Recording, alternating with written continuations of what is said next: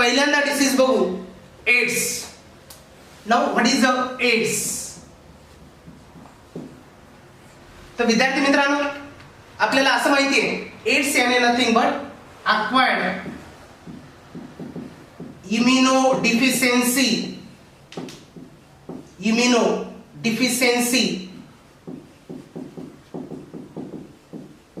syndrome, that is nothing but AIDS. याचं नाव सांगतं acquired. There are two type of disease. One is a inherited.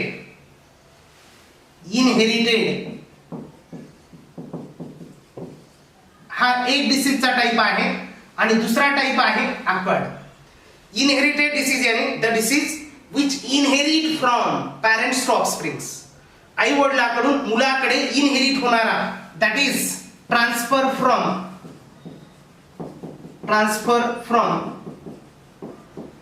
parents to offspring,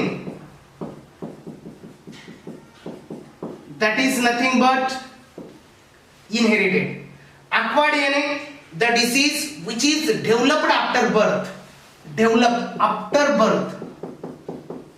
after birth नंतर develop होणारा disease, that is nothing but acquired. मग विद्यार्थी मित्रांनो, मला सांगा, AIDS is a not inherited disease, it is acquired disease.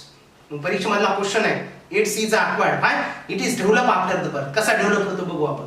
मग याच्यामध्ये काय होतंय, इम्युनोडिफिशियन्सी यानी person immunity power is reduced. आपल्या बॉडीचा रेजिस्टन्स पॉवर कमी होतो. म्हणजे बघा, एड्स हा जन्मानंतर तयार झालाय आणि आपल्या बॉडीचा रेजिस्टन्स पॉवर कमी करायला लागला. म्हणून म्हणलं acquired immunodeficiency. Immuno that is immunity deficiency व्हायला लागते. Means person resistance power is reduced. बघा मग विद्यार्थी मित्रांनो, पर्सनचा रेजिस्टन्स पॉवर कमी झाल्यावर काय होत असतं, बॉडीवर अनेक पॅथोजन अटॅक करायला लागतील. व्हायरल, फंगल, बॅक्टेरियल, म्हणजे पर्सनवर अनेक डिसीजेस अटॅक होतील. म्हणून जनरली जो एड्सचा पर्सन आहे त्याच्यामध्ये इम्युनिटी पॉवर कमी आहे. त्याच्यामुळं त्याच्यामध्ये कॉमन डिसीज आहे, like common cold, okay, TB, okay, pneumonia, like these are the common disease which are found in AIDS person. What is the AIDS? Acquired immunodeficiency syndrome. आता what is the meaning of syndrome? Syndrome यानी nothing but group of symptoms. तो विद्यार्थी मित्रांनो, what is the group of symptoms? बऱ्याच वेळेला आपण काय करतो, डॉक्टरकडे जातोय आणि डॉक्टरला सांगतोय मला ताप आली, माझं डोकं दुखायलंय, या बाजूला स्वेलिंग झालेली. हे आपण सांगितलेले लक्षणं डॉक्टरांना, that is nothing but symptom. मग अक्वायर्ड इम्युनोडिफिशियन्सी सिंड्रोम याच्यामध्ये वेगवेगळे सिम्पटम यायला लागतात. मग group of symptom that is nothing but syndrome. मग it's is a acquired immunodeficiency syndrome. मग याच्यामध्ये काय होतं, person immunity power is reduced. It is develop after the birth. मग डिसीज मध्ये मी म्हटलं one is inherited disease, another is the acquired. आता AIDS is caused by HIV virus. कशामुळे कॉज होतो, HIV, that is human immunodeficiency virus, that is nothing but AIDS. It is human immunodeficiency. Human मध्ये immunity power कमी करणारा virus, that is the HIV. मग HIV जर बघितलं आपण, याचं जेनेटिक मटेरियल आहे SSRNA, that is the single stranded RNA, which is a genetic material of HIV virus, SSRNA, single stranded RNA. It is retrovirus. It is what? Retrovirus. का म्हणायचं रेट्रोव्हायरस बघू. ज्या वेळेला हे व्हायरस आपल्या बॉडीमध्ये जातं त्यावेळेला या आरएनए व्हायरस पासून आपल्या बॉडीमध्ये डीएनए तयार होतो. सध्या एवढं ध्यानात ठेवायचं, HIV virus is a genetic material is ssRNA. It is the retrovirus. Sub group of family Retroviridae. Retroviridae. Retroviridae. Okay. तर retrovirus, HIV virus is a retrovirus, genetic material is a एसएसआरएनए.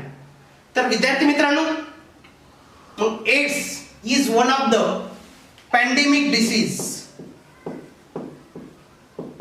Pandemic disease. Why AIDS is a pandemic disease? It is spread all over the world. सगळ्या ठिकाणी spread झालेला आहे. All over world, सगळीकडे. That's why it is pandemic. AIDS मध्ये ला काय म्हटलं मग आपण? Pandemic disease. डिसीजचे वेगवेगळे 3 टाइप्स आहेत आपल्याला माहिती आहे. Epidemic, endemic, pandemic. Epidemic, endemic, pandemic. What is the epidemic diseases? epidemic diseases. तर विद्यार्थी मित्रांनो, आपल्याला असं माहिती आहे, cholera epidemic, typhoid epidemic. Okay. मग इपिडेमिक याने मराठीमध्ये म्हणतो आपण साथीचे रोग. एकदा साथ आली की लगेच ती एकाकडून दुसऱ्याकडे जायला लागते. समजा मी म्हटलं कॉलेरा किंवा टायफॉइड, आपण सगळ्यांना एक कॉमन वॉटर सोर्स आहे जिथून पाणी येतं. तिथलं पाणी जर कंटामिनेटेड असेल आणि ते आपण सगळ्यांनी पिलं तर काय होतं बरं? सोर्स डिसीजचा कोणता आहे? वॉटर. सगळ्यांनी पिलं याचा अर्थ सगळ्यांना सिम्पटम सारखेच येतील. सगळे एकाच डिसीजनं अटॅक होतील, एकाच वेळेला अटॅक होतील, सगळ्यांचे सिम्पटम सारखे असतील. That is the epidemic. Epidemic म्हणजे साथीचे रोग. Means many person attacked at same time with same cause, same symptom. That is the epidemic. Second is the endemic. Endemic diseases. These are restricted to specific geographical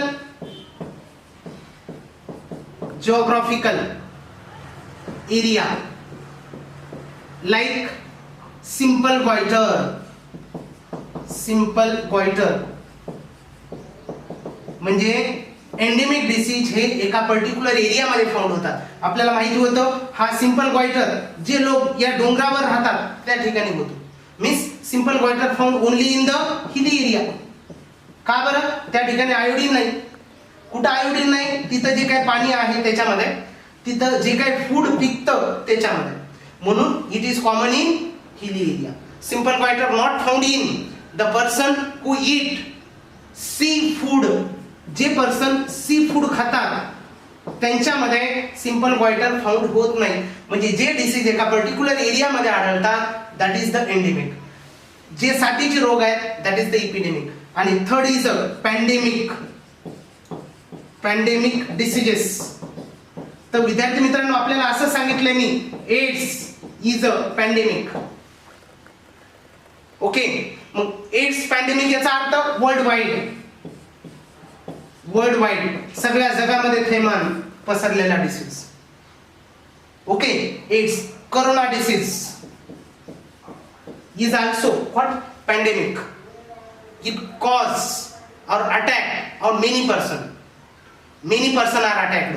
It spread all over the world. That is the pandemic. And these are the how many type of diseases? Generally 3 types: epidemic, endemic, and what?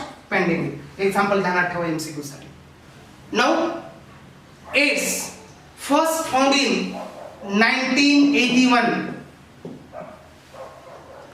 in USA. पहिला एड्सचा patient जगामध्ये कधी found झाला? 1981 ला in USA. First AIDS patient in India 1986 in Chennai. Chennai मध्ये 1986 ला इंडियामध्ये पहिला एड्सचा patient found झाला. तर आतापर्यंतच्या 30 वर्षाच्या काळामध्ये या पृथ्वी तलावर एकही गाव किंवा एकही शहर नाही की ज्या ठिकाणी एड्स पसरलेला नाही. It rapidly spread. तर मग AIDS first found in 1981 in USA, in India 1986, in Chennai, in prostitute female. तर विद्यार्थी मित्रांनो, हे डिसीज चे काय सिम्पटम्स आहेत? सिम्पटम्स, ओके, याचं मोड ऑफ ट्रान्समिशन काय आहे? ट्रान्समिशन, याची ट्रीटमेंट हे काय आहे हे बघायचं आपल्याला. त्याचं प्रिव्हेन्शन. तर विद्यार्थी मित्रांनो, सिम्पटम्स म्हणजे त्या रोगाचे लक्षण.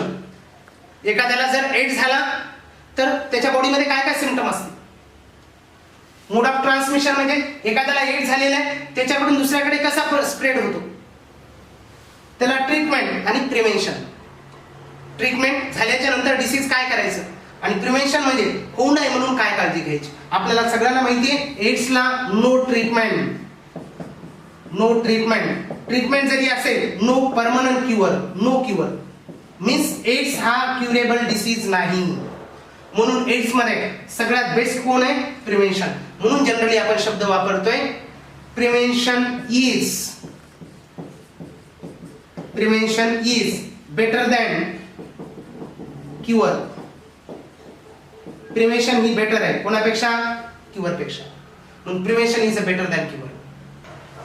AIDS mode of transmission.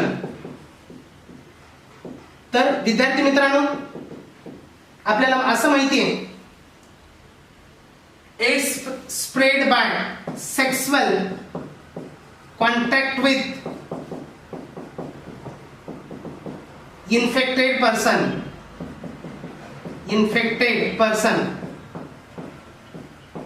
okay, multi partner. मग AIDS transmitted by sexual contact with the infected person with the multi partner. Second, by blood contact or transfusion, infected blood transfusion. Next is from infected mother to fetus. एखादी infected mother असेल तिच्याकडून तिच्या फिटसकडे transmit होईल. Then from by use of tattooing, common erasers, needles, syringes, okay. Then also spread by intravenous drug abuse like heroin is one of the drug which is taken by injection. म्हणून काय काय म्हटलं बघा बरं, मोड of transmission मध्ये कशाने पसरतो? एक sexual contact with infected person. एखादा इन्फेक्टेड पर्सन आहे त्याच्याबरोबर सेक्सुअल कॉन्टॅक्ट झाला तर disease can spread.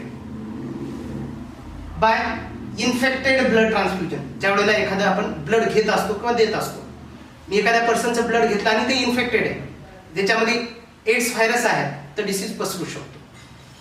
Infected mother to foetus. एखादी मदर इन्फेक्टेड आहे, एड्स आहे, तिच्याकडून तिच्या फिटस मध्ये डिसीज पास होऊ शकतो. बाय टॅटूइंग, गोंदणे म्हणतो आपण, टॅटू करणे, बरोबर आहे.